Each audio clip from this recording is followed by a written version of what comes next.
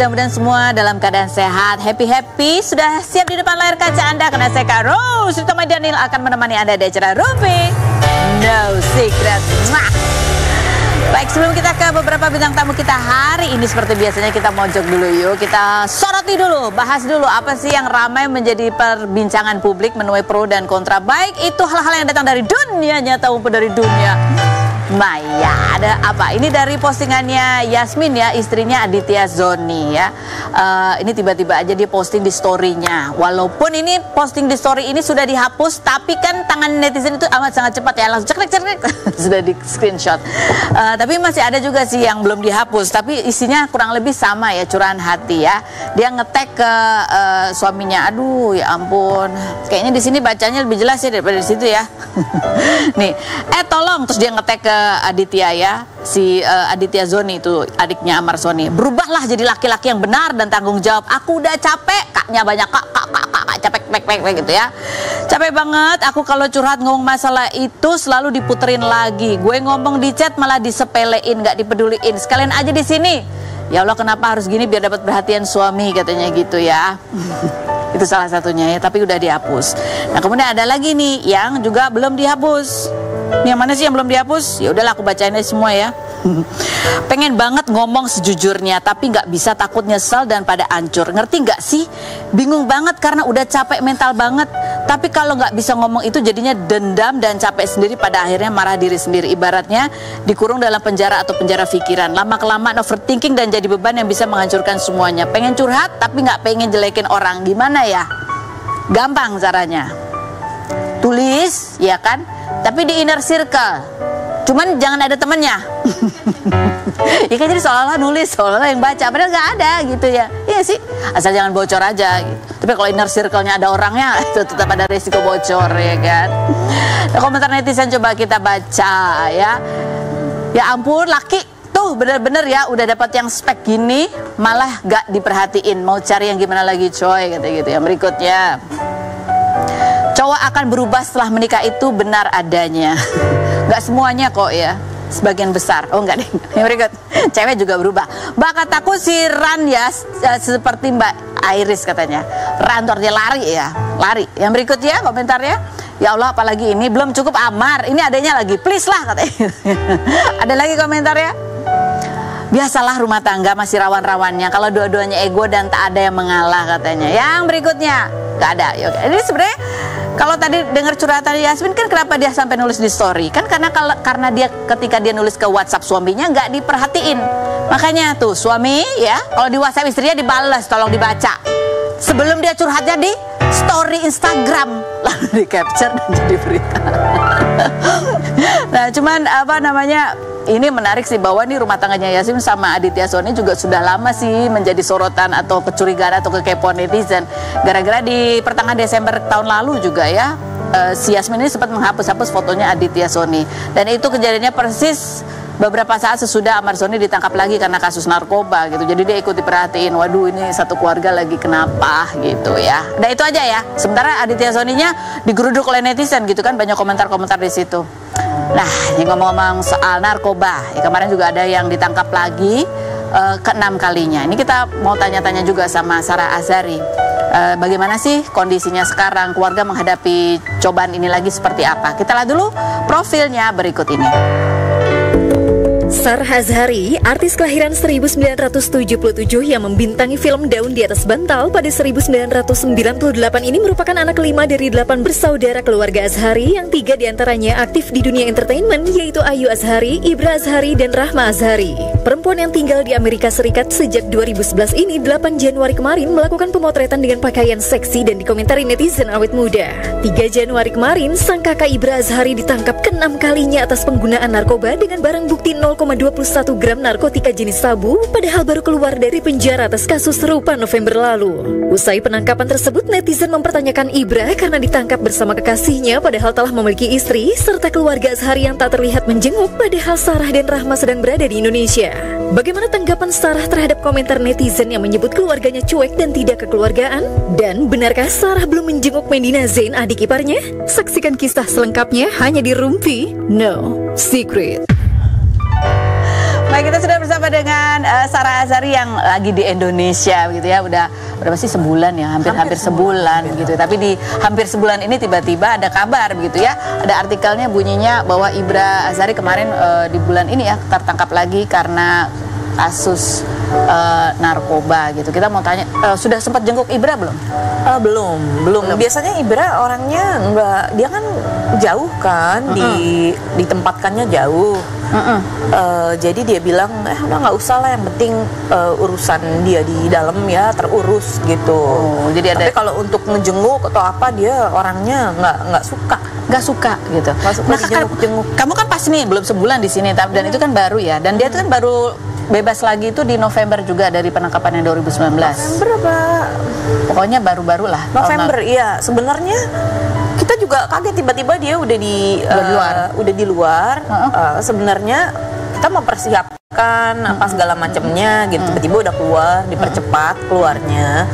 Terus nggak sampai 2 bulan ya, nggak sampai dalam tahap berapa bulan, dia juga didampingi sama ada saudara saya laki-laki gitu, karena kita kan yang perempuan nggak mungkin untuk memonitor dia 24/7. Jadi ada saudara yang memang, ada beberapa saudara nih, beberapa, bukan satu aja, ada beberapa yang memang kerjanya mau monitor dia gitu. Ya tapi kadang-kadang susah ya, orangnya udah dewasa. Orangnya udah dewasa, kayak di babysitterin kemana-mana, kayaknya pasti emosional. Kadang-kadang nggak memungkinkan gitu. Jadi kadang-kadang dia, oh nggak, saya mau pergi ke sini, tenang aja kok, nggak gimana, ini. Ya ternyata terjadi seperti kan 6 kali, lengah sedikit, ya udah gitu. Ini 6 kali kan, artinya sudah berkali-kali ya. Keluarga sendiri tuh melihatnya tuh gimana sih? Ini pasti namanya kakak pasti sayang ya kan. Ya. Tapi kondisi yang dihadapin ini kan juga pasti membuat keluarga campur aduk nih perasaannya. Ada perasaan kecewa nggak sih? Kalau kecewa kita udah pasti kecewa. Tapi kita kan tahu kalau Ibra ini kan sakit kan. Ya bisa dibilang dia orang yang sakit. Pesakitan, pecandu narkoba, addicted. Dan itu bukan hal yang mudah. Saya rasa keluarga yang mempunyai anak pecandu atau saudara pecandu juga tahu gimana rasanya punya saudara yang memang punya masalah narkoba, punya masalah addicted. Dia itu perlu sebenarnya direhabilitasi total. Tapi Ibra tidak pernah punya kesempatan untuk direhabilitasi total. Walaupun ada, platformnya itu sangat-sangat besar biayanya. Dan itu bukan hal yang mudah. Ini waktunya nggak sebentar, karena dia sudah menahun, sudah addicted, dan dia punya kecanduan. Jadi kalau dia nggak kena barang tersebut, itu ada yang istilahnya namanya withdrawal. Withdrawal itu apa ya kalau bahasa Indonesianya? Mungkin bisa dibilang sakau. Sakau, dan saya pernah melihat itu. Saya pernah melihat abang saya terkapar di rumah waktu itu tahun 2010. 2010 dia masih terkapar awal-awal tuh ya? Di rumah. Dia mencoba untuk berhenti total, tapi badannya dia nggak bisa. Saya pikir dia kena serangan jantung waktu itu. Saya pikir dia kena serangan jantung waktu itu cuma ada saya, anak saya, dan ada orang di rumah, asisten rumah tangga di rumah, yang benar-benar kita juga bingung ini gimana. Dia udah panggil ambulan aja gitu, karena kita lihat mukanya dia udah pucat, udah yang kejang-kejang gitu. Akhirnya saya juga telepon kakak saya dulu, Ayu. Saya bilang, ini gimana, Baim sakit, mungkin nggak tahu sakit apa gitu. Terus katanya Ayu, oh itu ini apa namanya, sakau, withdrawal. Dia bilang itu biasanya withdrawal. Ya udah, saya punya tetangga yang memang kebetulan waktu itu deket, apa segala macam, ngobatin dia nggak mau dipanggilin ambulans waktu itu. Jadi ya si yang cowok ini, dia kan besar, Baim kan besar ya, nggak mungkin saya angkat dia sendiri atau gimana gitu. Akhirnya ada tetangga yang membantu saya. Akhirnya membaik, ditolong sama dia gitu, membaik sedikit. Cuma saya tahu gitu, pada akhirnya saya tahu, oh begini tuh, yang orang yang punya masalah kecanduan itu akan seperti ini. Ya udah, kalau gitu kamu berobat jalan atau gimana.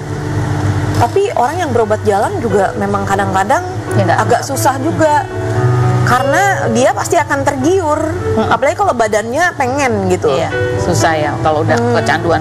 Jadi satu-satunya jalan kalau menurut saya ya rehabilitasi total, yang memang benar-benar dia butuhkan. Tapi ini kemarin sempat ditanya dan biayanya besar. Pernah ada, tapi memang biayanya sangat besar. Kita pernah pernah ingin mencari solusi, tapi dari segi biaya itu sangat tidak memungkinkan. Karena kalau untuk ukuran di sini aja itu yang benar-benar harganya yang wow. Gila gitu. Nah ini, itu pada saat mau mencari itu pada saat dia tertangkap lalu diusahakan rehabilitasi atau pada saat dia bebas mau diusahakan rehabilitasi? Waktu saat bebas, abis tertangkap terus bebas, kita pernah mengusahakan dia untuk masuk ke rehabilitasi, tapi ya itu dia harganya biayanya sangat besar. Ada yang murah tapi kayaknya nggak dikasih ke tempat yang itu gitu. Oh, kamu diarahinnya kayak yang mahal itu ya kita mau nggak mau ntar dulu ya, kita pikir-pikir dulu gitu, cari solusinya, akhirnya ketangkep lagi. Ini ada video ya terakhir, seperti apa sih suasana penangkapan Ibra berikut ini.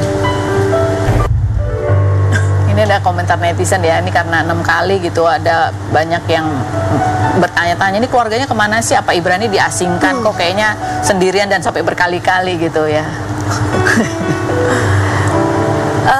Gini ya, jawaban saya di sini, kalau misalkan kita mengasingkan Ibra itu nggak mungkin. Nggak mungkin mengasingkan dia. Kita selama ini sangat-sangat perhatian terhadap Ibra. Dan kalaupun kita tidak perhatikan, dia pasti tidak akan survive sampai sekarang. Sampai di tahun 2024 gitu ya? Iya, nggak bakal survive. Kalau kita nggak bantu, dia nggak bakal survive di dalam. Gitu aja. Karena memang yang urusin di dalam itu juga ada biaya juga yang perlu, yang makannya, apa segala macam. Dan ada yang ngurusin, yang jenguk. Iya, itu kan ada ya. Nah, pada saat kamu sempat cerita katanya pada saat dia ditangkap, kamu sempat nelpon istrinya. Istri apa? Enggak, aku nggak pernah. Aku gini ya. Pada saat kamu ketangkap itu kamu tanya ke sangat waktu ketangkap kita tahu dari abangku dulu, dari abangku dulu yang di Prancis. Abdu. Dia dulu, Abdu, dia dulu yang tahu. Terus dia menyampaikan ke kita, sebenarnya sih sebelumnya dari abang aku, sebelumnya saudara aku dulu yang memang punya yang mengurus Ibra ini, yang saudara sepupu aku lah. Itu dia menyampaikan, terus menyampaikan ke abangku, terus ya semua keluarga akhirnya tahu gitu. Nah ini kan salah satu alasan yang kemarin sempat dirilis oleh polisi adalah karena Ibra merasa ada menghadapi masalah rumah tangga gitu. Kemudian ditangkapnya juga bersama dengan teman wanitanya begitu ya. Ini orang kemudian jadi fokusnya ke profil yang kita ketahui pernah menikah dengan Ibra gitu ya. Ini kan juga ada anak-anak, katanya Ibra juga udah punya cucu. Udah punya cucu begitu. Baru punya cucu. Ini sebenarnya kalau hubungan keluarga sendiri gitu. Nih, sampai jadi artikel juga ini Mary Triana ini karena disebut dalam alasan Ibra. Saya orangnya nggak pernah ikut campur urusan rumah tangga orang lain. Jadi kalau Ibra punya istri atau punya pasangan, punya pacar, itu urusannya dia. Karena kalau misalkan memang istrinya nggak pernah yang menjalin komunikasi sama kita dan lain sebagainya, ya udah gitu, mungkin nggak mau diganggu atau gimana. Ya nggak mungkin kita yang udah gede ya ke mereka, iya nggak mungkin. Kita nggak mungkin. Jadi itu adalah urusan mereka masing-masing, karena mereka adalah dua orang yang sudah dewasa yang bisa menyelesaikan masalahnya masing-masing. Jadi kalau urusan rumah tangga saya nggak ikutan. Karena begitu demikian pun saudara-saudara saya, kalau udah urusan pribadi ya itu urusan kita sendiri masing-masing. Nah ini keluarga sendiri ketika ini menghadapi sampai 6 kali gitu ya, ada lagi nggak sih rancangan atau rencana baru untuk Ibra ke depannya? Atau kita sebenarnya punya rancangan udah banyak, tapi ini yang baru-baru aja, belum 2 bulan. Penny ini belum 2 bulan, dia juga masih belum menemukan tempat, menemukan sesuatu yang bisa dia bikin, nggak punya kesempatan. Istilahnya Ibra itu nggak punya kesempatan, baru mau menemukan jalan untuk ini, untuk itu, ya udah ketangkep lagi. Jadi salah satu solusinya dari awal, Ibra itu memang nggak pernah punya kesempatan untuk direhabilitasi. Kan ada kan yang penjara untuk rehabilitasi itu di mana gitu. Saya pernah dengar di Lido apa di mana ya. Dia nggak pernah dimasukin di situ, tapi dia selalu dimasukinnya penjara. Dan dia punya adiksi, maksudnya punya Jadi harus addicted. Dia memang pecandu yang sudah parah. Yang sudah berat. Ya. Nah ini kan biasanya kalau narkoba ini kan berkaitan juga sama lingkungan pergaulan gitu, dan ya ada sumber dayanya gitu yang bisa mencapai. Ini keluarga tahu nggak ini tuh ada mungkin ada cara untuk lingkungan pergaulan ini seperti apa sih yang kita udah persiapkan?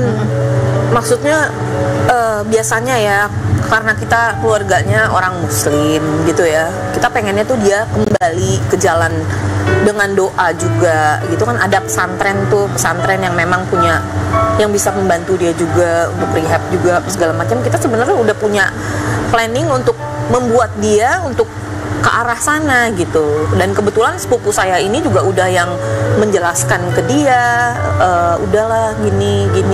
Dia juga orang yang memang guru ngaji segala macem. Jadi ini biasanya kalau misalnya lagi nggak ditahan tuh, kan dulu kan kita tahu aktif ya, main sinetron, model apa segala macam. Terus kalau kadang-kadang dia suka hilang di kamar, diem gitu. Yang dia juga sama dunia luar kayaknya, kalau menurut saya pribadi gitu ya, tertutup.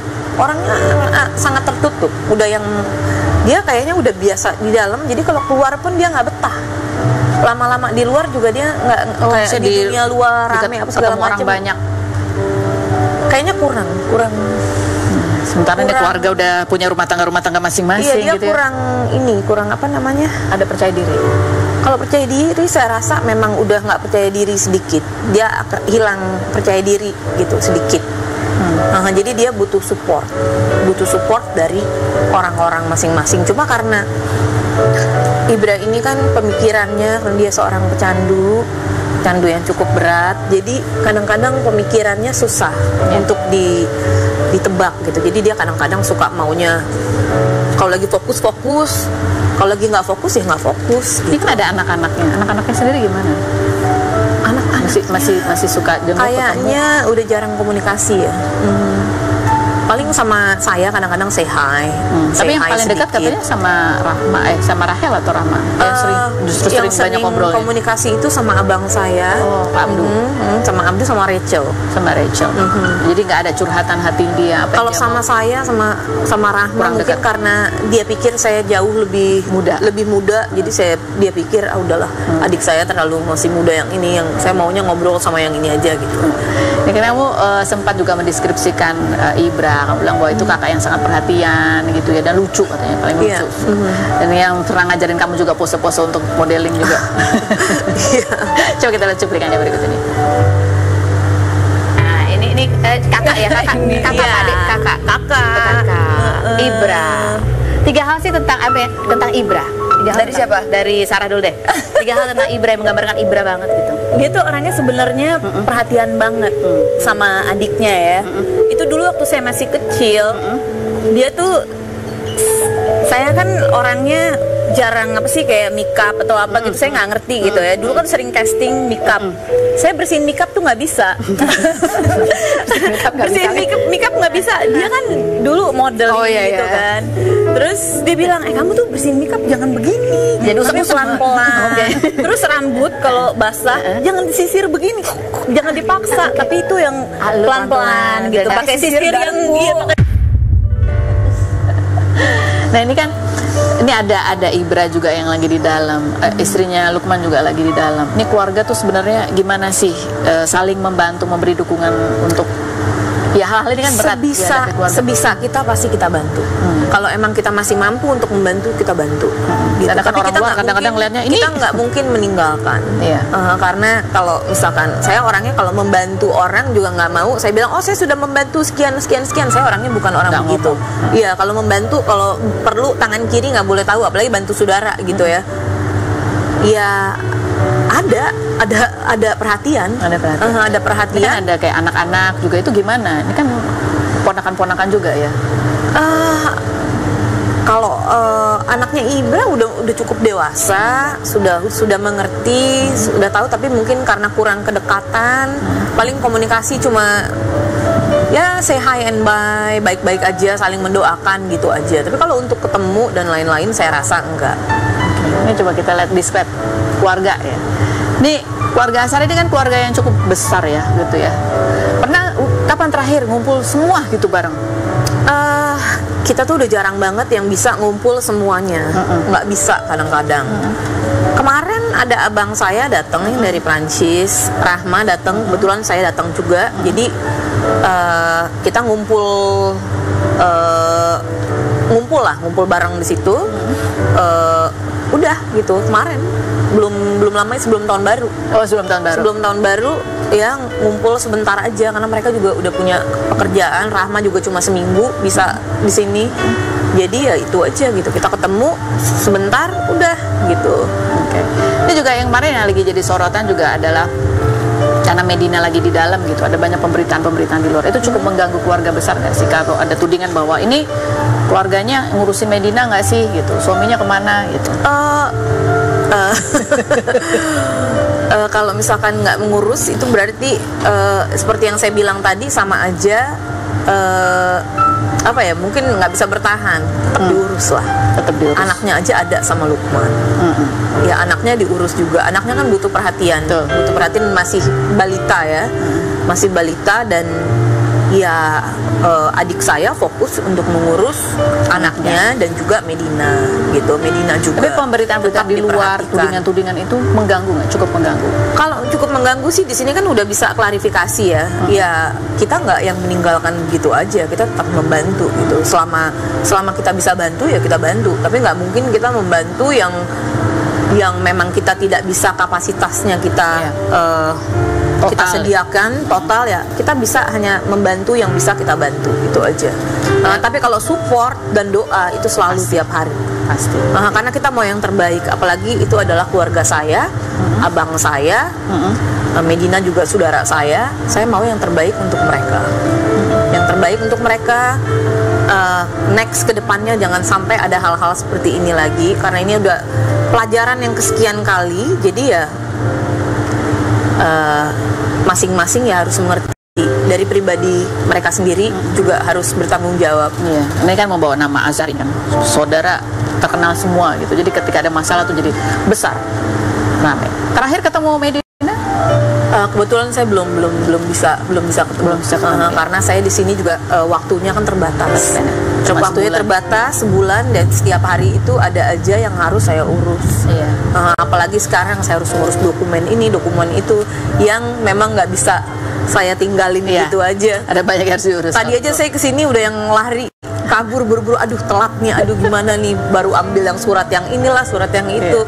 Jadi yang memang waktu sebulan itu kan nggak banyak ya. Nggak banyak. Apalagi potong liburan dan lain sebagainya. Jadi intinya memang ya, kalau namanya keluarga ada masalah itu pasti nggak mungkin lah keluarga itu tidak memberikan support atau dukungannya. Nggak mungkin. Cuman kan ini udah masing-masing udah berumah tangga, tinggal di mana. Jadi bentuk supportnya mungkin kadang tidak terlihat yang setiap hari ada gitu ya. Memang nggak kelihatan, tapi sebenarnya kita cukup yang intens juga kok, bisa dibilang seperti itu. Kita intens membantu, tapi dalam kapasitas yang sesuai dengan kemampuan kita. Betul. Itu ya, dan harapannya mudah-mudahan juga Ibra yang kali ini bisa dapat rehabilitasi gitu ya. Saya inginnya Ibra bisa direhabilitasi total, sembuh, karena saya tahu rehabilitasi itu tidak gampang, tidak mudah, saya tahu.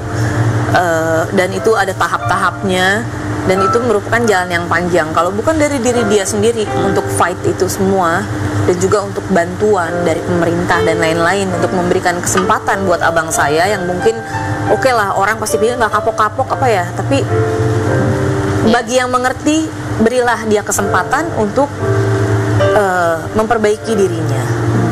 Tapi pernah nyoba direhabilitasi nggak? Belum pernah dari awal dia punya masalah ini, belum pernah sama sekali, belum pernah punya kesempatan untuk itu. Baik, Sarah, kita mau ngobrol lagi sama bintang tamu kita selanjutnya. Ada Marisa Ica ini, kemarin juga sempat melaporkan atau dugaan apa sih dia namanya disalahgunakan gitu ya untuk bikin paket travel gitu. Nah, seperti apa sih kisahnya, kita lihat yang berikut ini. Marisa Ica, selebgram sekaligus pengusaha kelahiran 1995 ini merupakan sahabat almarhumah Vanessa Angel yang membantu menggalang donasi rumah senilai 2 miliar untuk gala pada 2021. Ica yang hubungannya dengan Fuji dikabarkan merenggang lantaran Fuji tidak datang ke acara ulang tahun anaknya ini kemarin melaporkan pemilik travel atas dugaan penipuan dan penggelapan uang sebesar 300 juta yang akan digunakan untuk jalan-jalan ke Dubai bersama Vio dan Fuji. Ica yang melaporkan Medina Zain atas dugaan pencemaran nama baik pada 2021 hingga Medina divonis 6 bulan penjara dan 2 tahun penjara atas kasus penjualan tas palsu ini mengunggah surat keempat dari Medina yang mengaku bahagia mendengar Ica hendak menjenguk dan meminta uang untuk catering dan membayar obat, namun netizen kurang simpati dengan Ica karena mengunggah surat Medina yang harusnya bersifat pribadi. Benarkah Ica dilarang berkomunikasi dengan Torik Halilintar? Dan bagaimana kondisi terbaru Medina? Saksikan kisah selengkapnya hanya di Rumpi No Secret.